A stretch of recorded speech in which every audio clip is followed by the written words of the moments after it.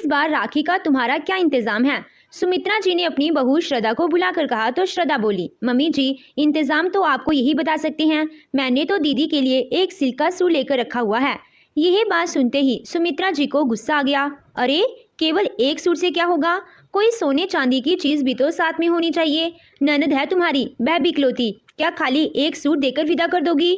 अरे, तुम अभी अभी नहीं हो घर में, बहू लेन देन करना सीख लो, वरना सारे रिश्ते बिगड़ जाएंगे। सुमित्रा जी का पारा हाई देकर श्रद्धा खामोश बैठ गई। सुमित्रा जी का गुस्सा बढ़ता जा रहा था। श्रद्धा ने जाकर अपने पति अनमोल से कहा, अनमोल, यही तो बताओ कि राखी पर दीदी को क्या देना है? मम्मी मुझसे पूछ रही हैं। मैंने तो उनके लिए सिल्क का सूट रखा हुआ है, वही मैंने मम्मी को बता दिया, तो वह मुझ पर नाराज होने लगी और कह रही हैं कि बहू लेन देन करना सीख लो। तुम ही बताओ, इसमें मेरी क्या गलती है? वह तो कह रही हैं कोई सोने चांदी की चीज भी खरीदनी है। यही सुनकर अनमोल मुस्कुराने लगा और बोला, श्रद्धा, तुम अभी यहाँ नई नहीं हो और तुमको कुछ पता नहीं है। मुझे तो ये बताओ कि तुम्हें राखी पर क्या मिलने वाला है? तो श्रद्धा को यह सुनकर गुस्सा आ गया। अनमोल, कैसी बातें कर रही हो? मुझे कैसे पता होगा कि क्या मिलेगा? और फिर मेरे रक्षाबंधन से इस बात का कोई मतलब तो नहीं है? अनमोल ने मुस्कुराकर कहा कि मतलब है श्रद्धा, वक्त आने दो, तुमको समझ में आ जाएगा। श्रद्धा बाहर गई तो देखा कि सुमित्रा जी अपनी बड़ी बहू कंगना से भी रक्षाबंधन के बारे में पूछ रही हैं।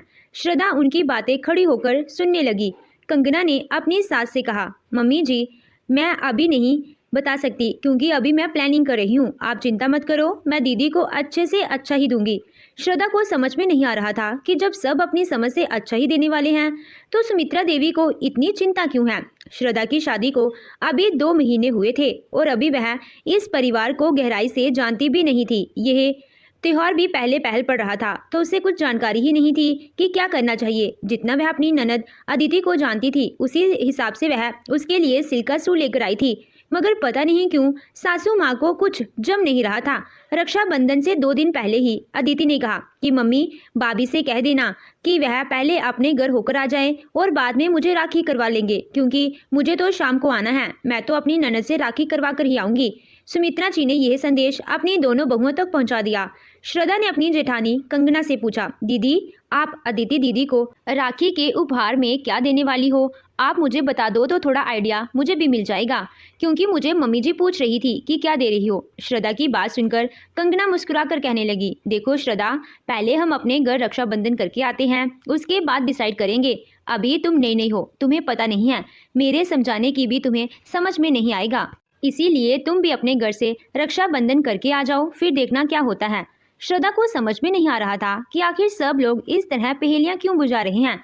श्रद्धा ने कई बार अनमोल से पूछ लिया कि तुमने दीदी के लिए कुछ लिया है कि नहीं, लेकिन अनमोल ने साफ कह दिया, जब तक तुम अपने घर से नहीं आ जाओगी तब तक मैं डिसाइड नहीं करूंगा।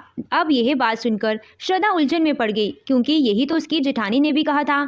हार कर उसने अपनी ननद अदिति को फोन किया और पूछने लगी कि आपको राखी के गिफ्ट में क्या चाहिए। तो अदिति ने कहा कि भाभी, यह तो आपका प्यार है, आप जो देना चाहें वह मुझे मंजूर है। वैसे तो आपके साथ मेरी पहली राखी है और गिफ्ट भी बड़ा बनता है, लेकिन मेरे मन में कोई लालच नहीं है, जो आप चाहें वही चलेगा। श्रद्धा सोचने लगी, अदिति ने तो कुछ नहीं कहा, पता नहीं ये लोग ऐसी बातें क्यों कर रहे हैं। श्रद्धा की माँ से यह उलझन खत्म होने का नाम ही नहीं ले रही थी। फिर उसने यह बात अपनी भाभी से कही तो उसकी भाभी सुजाता ने कहा, दीदी, मेरे हिसाब से तो आप उनके लिए पायल या फिर सोने का ब्रेसलेट खरीद लो, आपकी सास का कहा भी हो जाएगा और कोई उलझन भी नहीं रहेगी।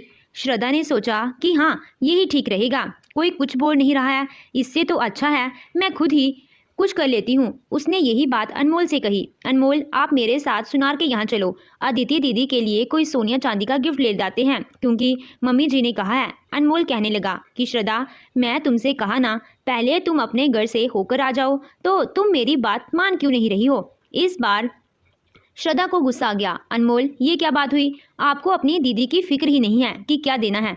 आपको इस बात से क्या लेना देना है कि मुझे क्या मिलेगा? चाहे मुझे जो भी मिलेगा, मुझे अपनी ननद को तो देना ही है और खुद ही खरीदना है। श्रद्धा इतना कहकर बेड पर बैठकर रोने लगी तो अनमोल उसको समझाने लगा, मगर वह मानने को तैयार ही नहीं थी कि इतने में सुमित्रा जी कमरे में आ गई। अच्छा, रूठना मनाना हो रहा है बहू, कमरा खोलकर ये सब करते अच्छा लगता है क्या? जरा घर के लोगों का भी ख्याल किया करो। अरे अनमोल, मैं कह रही थी कि अदिति के लिए कुछ ले आया है कि नहीं? बहू ने तो सूट खरीद लिया है, मगर केवल सूट देकर विदा करेगा क्या? सुमित्रा जी की बात सुनकर श्रद्धा बोल पड़ी, मम्मी जी मैं इसी बात पर तो नाराज हो रही हूँ। कब से कह रही हूँ कि ये मेरे साथ दीदी के लिए कोई गिफ्ट लेने चले तो कुछ सोने चांदी का ले आते हैं। सुमित्रा जी यह बात सुनकर अपने बेटे को गुस्से से देखने लगी तो अनमोल कहने लगा, मम्मी आपको पता है कि मैं ऐसा क्यों कह रहा हूँ, तो इसीलिए मुझसे कुछ मत कहना। यह बात सुनकर तो सुमित्रा जी को और भी गुस्सा आ गया। कहना क्या चाहता है अनमोल? अपनी बहन के लिए उपहार लेने में तू राजनीति कर रहा है? तेरी शादी के बाद यह पहला त्योहार है तो तुझे तो इसको अच्छे से मनाना चाहिए। अदिति ने भी तो कितनी उम्मीदें लगा रखी होंगी। कैसा भाई है जो इतना भी नहीं सोच रहा? जब बहू जाने को तैयार है तो तू जाता क्यों नहीं? सासू माँ की बातें सुनकर श्रद्धा को अच्छा लग रहा था कि सुमित्रा देवी उसका सपोर्ट कर रही है, लेकिन अनमोल के चेहरे के भाव उसको समझ में ही नहीं आ रहे थे। सुमित्रा देवी की आवाज ऊंची हो जा रही थी। यह देखकर अनमोल ने श्रद्धा से कहा, चलो श्रद्धा अब जाकर ले ही आते हैं, लेकिन तुम याद रखना कि बाद में तुम पछताओगी और जब मुझसे कहेगी तो मैं एक नहीं सुनूंगा।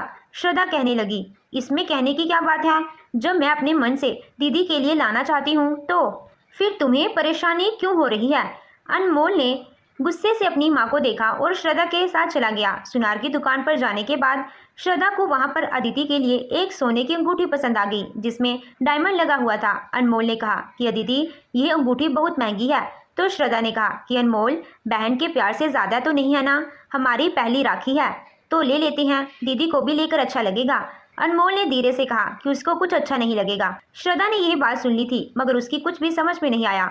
रक्षाबंधन के दिन सुमित्रा देवी ने सुबह ही अपनी दोनों बहुओं से कहा, कान खोलकर सुन लो तुम दोनों, शाम को 5 बजे तक घर आ जाना है और दोनों को मिलकर शाम का खाना भी बनाना है, क्योंकि अदिति शाम को ही आएगी, फिर वह 2 दिन यहाँ रुक कर ही जाएगी।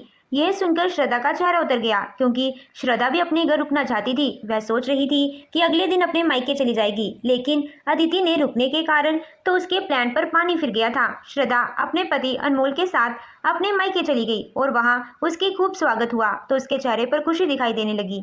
दोनों भाइयों के साथ मिलकर उसने खूब एंजॉय किया, खूब खाया पिया। उसकी दोनों भाभियों ने उसको ढेर सारे उपहार दिए। आज श्रद्धा बहुत खुश थी क्योंकि उसके ढेर सारे उपहार थे और उसका खूब प्यार मिला था। उसकी भाभियों ने खुशी खुशी शाम को उसे विदा किया तो वह भी उसके बाद ससुराल वापस आ गई। अगर देखा तो जेठानी की पहले ही वापस आ चुकी थी और रसोई में काम कर रही थी। सुमित्रा जी ने श्रद्धा को देखते ही कहा, छोटी बहू मैंने कहा था ना कि समय पर आ जाना, तो फिर इतनी देर कैसे हो गई? बड़ी बहू रसोई में अकेले काम कर रही है, जाकर उसकी मदद करवाओ। श्रद्धा जल्दी से कपड़े बदलकर कंगना के पास रसोई में पहुंच गई तो कंगना ने कहा, क्या बात है श्रद्धा, बहुत खुश नजर आ रही हो। श्रद्धा ने मुस्कुराकर कहा कि दीदी शादी के बाद आज पहला त्योहार था, घर जाकर बहुत अच्छा लगा, सबके साथ त्योहार का खूब आनंद उठाया और ढेर सारे उपहार भी मिले। ये सुनकर कंगना ने श्रद्धा से कहा, श्रद्धा अपने उपहार अपने ही पास रखना, किसी को दिखाने की जरूरत नहीं है। यही बात सुनकर श्रद्धा चौंक गई और बोली, दीदी आप यही क्या कह रही हो? उपहार को भला छुपाने की क्या जरूरत है? और वैसे भी जब सासू माँ पूछेंगी कि मुझे मायके से क्या मिला तो मुझको बताना ही पड़ेगा। ये सुनकर कंगना ने श्रद्धा को हल्के से डांट कर कहा, श्रद्धा मैं तुमसे कह रही हूँ ना कि नहीं बताना है, अभी तुम मेरी बात नहीं समझोगी। पहले जब भी त्योहार होते थे तो अपने सारे उपहार मम्मी जी और अदिति को दिखा देती थी, लेकिन अदिति तुरंत अपने उपहार से मेरे उपहार की तुलना करने लग जाती थी और कई बार तो मुझे अपने उपहार उठाकर देने पड़ गए। यह बात सुनकर श्रद्धा का मुंह खुला का खुला रह गया। दीदी मुझे तो भरोसा ही नहीं हो रहा है कि अदिति दीदी ऐसा कर सकती हैं, क्योंकि मैंने उसे फ़ोन करके पूछा था कि उनको रक्षाबंधन पर क्या गिफ्ट चाहिए तो उन्होंने कहा कि भाभी आपका प्यार ही काफ़ी है, मुझे किसी उपहार की तमन्ना नहीं है। आप जो बता रही हैं फिर मैं उस पर भरोसा कैसे करूँ? यह सुनकर कंगना हंसने लगी और बोली, श्रद्धा तुमको मेरी बात पर भरोसा नहीं हो रहा है तो ठीक है, जैसी तुम्हारी मर्जी। तभी वहां पर सुमित्रा देवी आई और बोली, बड़ी बहू यहाँ काम हो रहा है या चुगलखोरी हो रही है? मैंने मना किया है ना कि खाना बनाते या आपस में बातें नहीं करनी है, खाना खाते हुए बातें नहीं करना चाहिए, क्योंकि अन्न में वही भाव आते हैं जैसे हम बातें करते हैं। और छोटी बहू तुम्हारा मुंह तो चलता ही रहता है, कभी चुप होने का नाम ही नहीं लेती हो। सुमित्रा जी की डांट सुनकर श्रद्धा का चेहरा उतर गया और वह चुपचाप खड़ी होकर सब्जी काटती रही। सुमित्रा जी तो चली गई, लेकिन श्रद्धा जब दीदी ने मुझे फोन पर खुद ही ऐसा कह दिया तो जेठानी जी ऐसी बातें क्यों कर रही हैं? कोई गिफ्ट देखने को मांगेगा तो दिखाने ही पड़ेंगे ना, और इसमें जाता भी क्या है। दोनों देवरानी जेठानी रसोई में खाना तैयार करती रही और सुमित्रा देवी बात बात पर मुंह बनाती रही। शाम के 7 बजे तक अदिति अपने हस्बैंड के साथ आ गई तो दोनों भाई भी आकर बैठ गए और सब मिलजुल कर बातें करने लगे। दोनों देवरानी जेठानी तुरंत चाय नाश्ता तैयार करने लगी। सुमित्रा देवी ने साफ कह दिया था कि आज अदिति जो कहेगी वही बनेगा और अदिति ने तो आते ही कह दिया था कि उसको पकोड़े खाने हैं। अनमोल तुरंत पनीर लेकर आया और पकोड़े बनने लगे। जैसे ही सब एक साथ बैठे तो अदिति ने कहा कि चलो अब राखी बांध लेते हैं। श्रद्धा जल्दी से अपने कमरे में गई और वही सिल्क का सूट और उसके ऊपर डायमंड की अंगूठी रख कर ले आई। वह बार बार कंगना का उपहार देखने की कोशिश कर रही थी मगर समझ में नहीं आ रहा था कि पैकेट के अंदर क्या है। राखी होने के बाद जैसे ही कंगना ने अदिति को उपहार दिया तो अदिति ने कहा, भाभी आपने पैकिंग तो अच्छी की है, आप खोलकर देखना पड़ेगा कि आप मेरे लिए क्या लेकर आई हैं। कहीं पिछली बार की तरह तो नहीं कर दिया ना मुझे। वह ड्रेस बिल्कुल भी पसंद नहीं आई थी। आपका दिया हुआ परफ्यूम बिल्कुल भी नहीं महकता था। यह सुनकर कंगना ने कहा, अदिति लेकिन तुमने मुझसे जो पायल ली थी वह भी खराब थी क्या? वह तो शुद्ध चांदी की थी जो मेरी माँ ने मुझे दी थी। तुम्हें पसंद आई तो तुमने ले ली। कंगना जो बोल रही थी उसे सुनकर श्रद्धा के होश उड़ गए। श्रद्धा बार बार अदिति का चेहरा देख रही थी क्योंकि फोन पर बात करके तो ऐसा नहीं लगा था जो अब अदिति कर रही थी। जैसे ही अनमोल की बारी आई तो उसने भी अपनी तरफ से उपहार दे दिया लेकिन अदिति के चेहरे पर वह खुशी नहीं थी जिसकी उम्मीद श्रद्धा कर रही थी। अदिति तो अंगूठी को इधर उधर से बड़े ध्यान से देख रही थी। तो श्रद्धा ने पूछा कि दीदी आपको पसंद आई ना, इसमें डायमंड लगा हुआ है। यह बात सुनकर सुमित्रा देवी ने भी अपने हाथ में अंगूठी ले ली और गौर से देखने लगी। तो अदिति ने कहा, अरे भाभी आपको ये अंगूठी लेने की जरूरत ही नहीं थी। यह बात सुनकर श्रद्धा मुस्कुराई और बोली, क्यों जरूरत नहीं थी दीदी, आखिर रक्षाबंधन का त्योहार है, बहने को तो अच्छा उपहार मिलना ही चाहिए। ये सुनकर अदिति ने कहा, भाभी आप मेरी बात समझ नहीं रही हो, ये अंगूठी बहुत हल्की है। आप देखो कि मैं इससे ज़्यादा भारी अंगूठी पहन रखी है। अब आपकी दी हुई हल्की सी अंगूठी मैं ससुराल में भला क्या दिखाऊंगी। यह सुनकर तो श्रद्धा पर मानो एक साथ कई बार हो गए। अदिति वह कह रही थी जिसकी श्रद्धा ने उम्मीद ही नहीं की थी। वह कितनी खुशी से उस अंगूठी को खरीद कर लाई थी लेकिन अदिति की बात सुनकर उसकी आंखें नम हो गई और उसने अनमोल की तरफ देखा तो अनमोल ने बुझक के उसको कुछ इशारा किया मानो अनमोल आंखों ही आंखों में कह रहा था कि मैं तुमसे पहले ही कहा था। श्रद्धा को समझ में नहीं आया कि अब अदिति से क्या कहे। कंगना भी श्रद्धा का उतरा हुआ चेहरा देख रही थी। जैसे ही दोनों वापस रसोई में गई तो पीछे से कंगना ने कहा, देखा श्रद्धा मैंने तुमसे यही तो कहा था। श्रद्धा इतना खर्च करने के बाद भी अदिति को खुश नहीं कर पाई। इस बात का उसे अंदर ही अंदर गुस्सा और दुख दोनों ही हो रहा था। वह सोचने लगी कि ये अंगूठी सस्ती नहीं है फिर भी अदिति को पसंद नहीं आ रही। इस तरह तो मैं कभी भी अदिति को खुश कर ही नहीं सकती। श्रद्धा की आंखें बार बार नम हो रही थी। यह देखकर कंगना ने उसे कहा कि तुम थोड़ी देर अपने कमरे में जाओ। श्रद्धा सब सोच छोड़कर अपने कमरे में चली गई थी। पीछे से अनमोल ने आकर कहा, क्या हुआ श्रद्धा, तुम खुश नहीं हो? श्रद्धा को समझ में नहीं आ रहा था कि अब अनमोल से क्या कहे क्योंकि अनमोल पहले ही कह चुका था कि तुम पछताओगी और अब वह वाकई पछता रही थी। उसने अनमोल से कहा, आपने मुझे पहले ही ये सब क्यों नहीं बताया? तो अनमोल ने गुस्से में कहा कि वह मेरी बहन है, मैं अपने मुंह से कहता तो अच्छा नहीं लगता, लेकिन मैं तुम्हें बार बार समझाया कि रहने दो, रुक जाओ, मगर तुम मेरी बात नहीं मान रही थी। अनमोल से श्रद्धा बात कर ही रही थी कि इतने में बाहर से अदिति की आवाज़ आई, अरे श्रद्धा भाभी यहाँ तो आइए। श्रद्धा अपनी आंखें साफ करके तुरंत बाहर आ गई। तो अदिति ने कहा, वैसे भाभी मुझे तो वैसे खुशी नहीं मिली, लेकिन पक्का आपके भाइयों ने तो आपको खुश करके भेजा ही होगा। श्रद्धा हैरानी से अदिति का चेहरा देखने लगी। तो अदिति ने कहा, दिखाइए तो आपको क्या क्या मिला है। श्रद्धा ने सामने बैठी कंगना का चेहरा देखा तो कंगना ने इशारा किया कि कुछ मत दिखाना, मगर श्रद्धा सोचने लगी कि अब झूठ कैसे बोला जाए। वह चुपचाप अपने कमरे में गई और सारा सामान निकालने लगी। तो अनमोल ने कहा कि श्रद्धा ये क्या कर रही हो, कोई ज़रूरत नहीं है उसको ये सब दिखाने की, वह तुरंत तुलना करना शुरू कर देगी। तुम्हें पता नहीं है कि वह हमारी शादी से पहले बड़ी भाभी के घर से मिले कितने उपहार हड़प कर चुकी है। इसीलिए मैं तुमसे बार बार कह रहा था कि पहले तुम अपने घर होकर आ जाओ, उसके अनुसार ही उसको गिफ्ट देंगे, क्योंकि वह तुरंत तुलना करने लग जाती है। यह बात सुनकर श्रद्धा ने अनमोल की आंखों में देखा और कहा, आपसे तुम्हारी बहन ऐसा नहीं कर पाएगी। कहकर श्रद्धा आगे बढ़ गई। तो अनमोल ने पीछे से कहा कि अब श्रद्धा तुम कोई ड्रामा मत कर देना। मगर श्रद्धा ने अनमोल की कोई बात नहीं सुनी और सारा सामान हाथ में लेकर बाहर चली गई। अदिति ने जैसे ही श्रद्धा के उपहार देखे तो उसकी आंखें फटी रह गई और सुमित्रा जी भी देखती रह गई। क्योंकि श्रद्धा को सोने चांदी के कई उपहार मिले थे। अदिति ने सामान में से सबसे पहले साड़ी उठाकर देखी और बोली, साड़ी तो बहुत सुंदर है और महंगी भी लग रही है, कम से कम 5। कहकर अदिति ने अनमोल का चेहरा देखा और फिर सोने की चैन उठाई, जिसे देखकर उसकी आंखें फटी हुई थी। इतनी भारी चैन भाभी, इसमें तो काफी खर्चा हुआ होगा। श्रद्धा ने मुस्कुराकर कहा कि दीदी, यह चैन मेरी माँ की है, जो उन्होंने अपनी बहू को दी थी और उन्होंने मुझे दे दी। श्रद्धा की बात सुनकर अदिति ने फिर एक सोने का हार उठाया और बोली कि भाभी, यह भी बहुत महंगा होगा, इसमें तो काफी वजन है।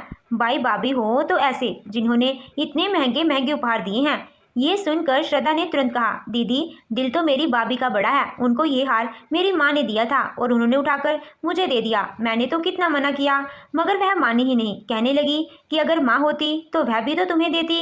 अदिति हंसते से श्रद्धा का सामान देख रही थी और फिर कुछ देर में अदिति ने कहा, देखा अनमोल, भैया ऐसे भैया भाभी होने चाहिए जिन्होंने अपनी चीज उठाकर उपहार में दे दी। तुम देखो कितनी हल्की सी अंगूठी खरीद लाए हो, और बड़ी भाभी, तुमने भी कुछ खास तोहफा नहीं दिया है।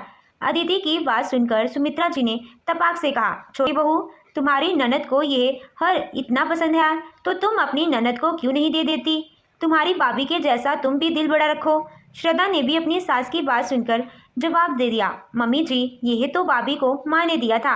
अगर आपने मुझे कुछ दिया होता तो मैं भी दीदी को दे देती, लेकिन आपने तो शादी में इतनी हल्की चैन दी थी कि मुझे पहनते हुए भी शर्म आती है। अब देखिए, मेरे भैया भाभी ने मुझको कितने भारी गहने दिए हैं, उनके सामने तो आपकी चैन दिखती ही नहीं। यही बात सुनकर तो सुमित्रा देवी के मुंह पर ताला ही लग गया और कंगना भी बैठी देखती रही कि जो जवाब वह आज तक सास को नहीं दे सकी, वह आज श्रद्धा ने 2 महीने की शादी में ही दे दिया। अनमोल के होठों पर एक चुपी सी मुस्कान थी, जिसे देखकर अदिति को गुस्सा आ रहा था। उसने तुरंत श्रद्धा से कहा, भाभी, आपसे मांग कौन रहा है जो इतना सुना रही हो? तो श्रद्धा ने तुरंत कहा, अरे दीदी नहीं, आपको कहीं लगा, बल्कि आपने तो मुझे फोन पर ही कह दिया था कि आपको कोई लालच ही नहीं है। मैं तो फिर भी अंगूठी अलग से खरीद ले आई थी, क्योंकि सासू माँ ने कहा था, अगर आपको अंगूठी नहीं चाहिए तो लाइए, मैं वापस कर दूंगी। यह सुनकर अदिति ने तुरंत अंगूठी को मुट्ठी में दबा लिया और बोली, अरे नहीं भाभी, यह तो भैया का प्यार है, मैंने तो यूं ही मजाक में कह दिया था कि हल्की है। इसके बाद श्रद्धा ने अपने सारे उपहार अलमारी में ले जाकर रख दिए। कंगना ने वहां जाकर मुस्कुराते हुए श्रद्धा से कहा, मैं इतने सालों में अदिति और माँ जी को कुछ नहीं कह सकी, मगर तुमने एक पल में दोनों को पछाड़ दिया। मुझे लगता है मुझे तुमसे ट्रेनिंग लेनी पड़ेगी। यह सुनकर श्रद्धा हंसने लगी और बोली, चलिए दीदी, अभी रसोई में चलते हैं, इन दोनों की बुराई बाद में करेंगे, अभी तो सासू माँ आ जाएगी। वैसे ही मेरी बातों से जल बुनकर बैठ गई है। तो दोस्तों, आपको ये कहानी कैसी लगी, कमेंट करके